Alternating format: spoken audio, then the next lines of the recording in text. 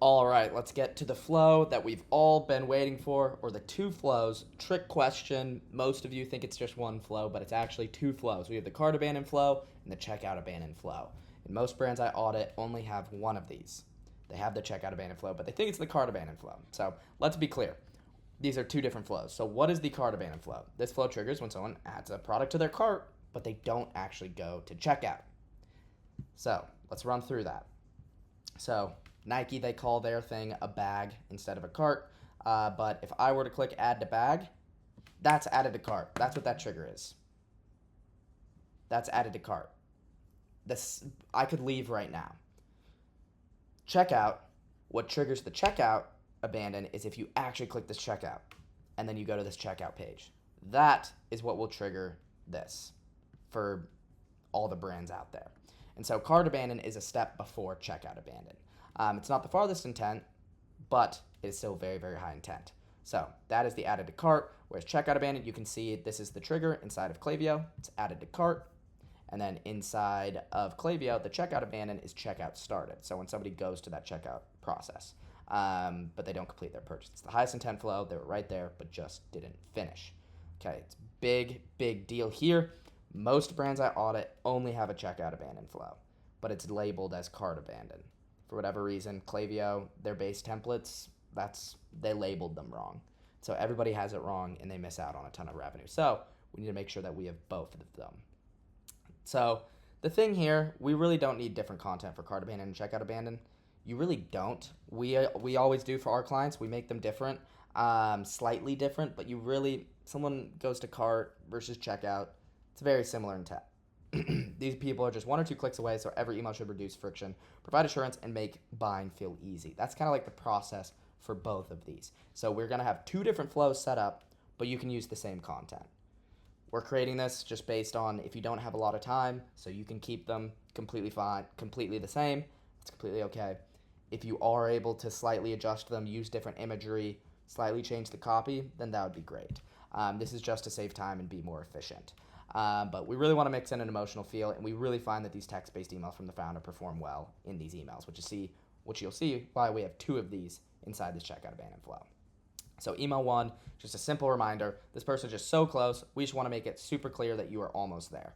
And then we followed up with this text-based that I had shown you, and then we like to do a discount opener and then a text-based personal discount reminder and offering support as well to follow up right there. So let's go a little bit more in depth with each one of these emails. So cart and checkout abandon email number one, we really just a simple reminder typically works best.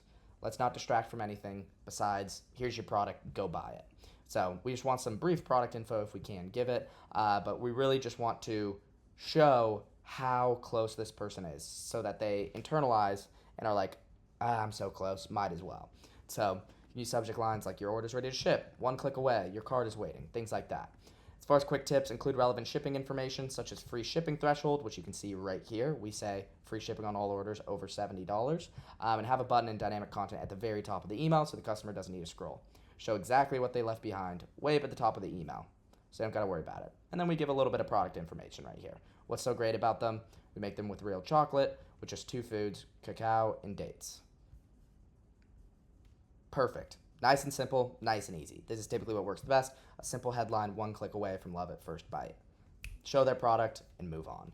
And then we go to abandon cart and checkout abandon email number two. So we're going to do text-based email. It's going to be personal reminder and then just sneak in some social proof.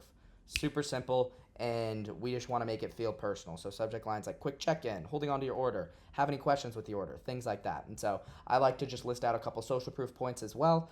More social proof never hurt nobody, and avoid using too many CTAs. Try to keep it as simple as possible. You can see right here we just have to finish my order, and then also the website right here is linked in case somebody just wants to go to the general page because maybe they want a different product now. So here's a perfect example. Hirsch from Live Fresh. Hi, Kelly. Hope you are well and keeping in good health. Wanted to check in if there's anything we can do to help you complete your purchase. This opener just makes it seem so personal. Somebody sees this, they think somebody actually is reaching out to them. And so we say, we save your order on file, click the link below. And then there's just a whole bunch of social proof right here. 40 patents, 26 research studies, and United States Department of Defense. And then also 12 dental experts on staff, fully committed to your satisfaction. Sorry, I got really excited there. That's perfect. That's all that somebody needs. We don't drill them with essays and essays of information. That's really all we need. Before we head into the discount. So whatever discount you can give, I recommend testing different discounts, dollar off, percent off, giving a free gift, giving free shipping, test all these things out. And so we just want to show a dynamic Klaviyo block. And at this point, you can do more social proof, or you can do like FAQs if you're like some sort of like more advanced product. And so you don't need to get too cute with your subject lines and preview text. Just like, this is what you're getting off your cart, limited time discount, just for you, yada, yada, yada. And so quick tips: make sure the discount code is right up at the top of the email. Make sure that it's you show the headline as well. You show it in the headline, and then also you show the dynamic content as well. So just keep it as simple as possible. Just focus on the discount. Enjoy $35 off your new smile. Don't wait around. This won't last long. Claim, and then here's the dynamic section. Perfect. Little icons like this go a really long ways as well. And then we go into some FAQs right here. This is perfect information for a brand like this, where you probably have a lot of questions about how am I getting dentures online. So this is where it makes sense to do this sort of stuff. And then always remind of the discount as well at the bottom. Can never remind about it too much. And so there's that. And then we followed up with another text-based email. We do this just because it works so well. Trust me, we've tested this.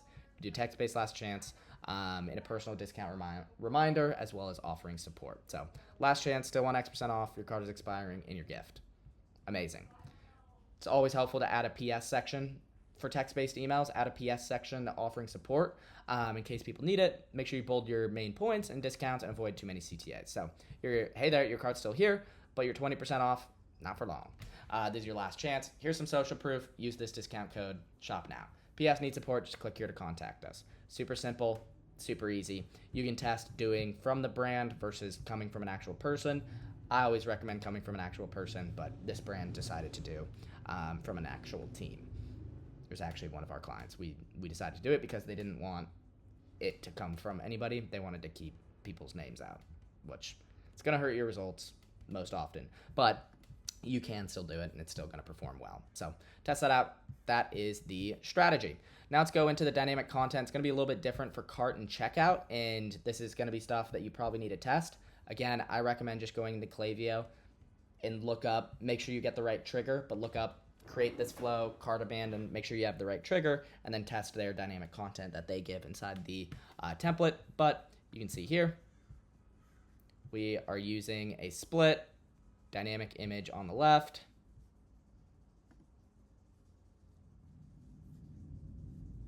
And the dynamic links, all of this information is just right here for you. Pause this, whatever you got to do. This is typically, in most cases, what the correct variables are. And if you click preview and test right here, once you have it in here, you're actually going to see what it looks like for your customers. So that's all you need to do. You can test that on your own. For abandoned checkout, it's going to be a little bit different for whatever reason. We just have it a little bit different. This is what we've always done, but it's a little bit more stuff going on here. But we have a table right here, dynamic row here, with this row collection and row alias. We have this long thing. I'll have this linked to you so you can have it. Here are the links.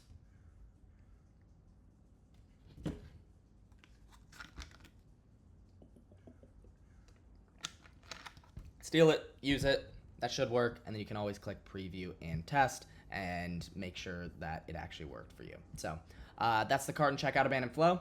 Ideally, if you can make the content a little bit different, that'd be best, but not completely necessary. That's the strategy. Let's make some money.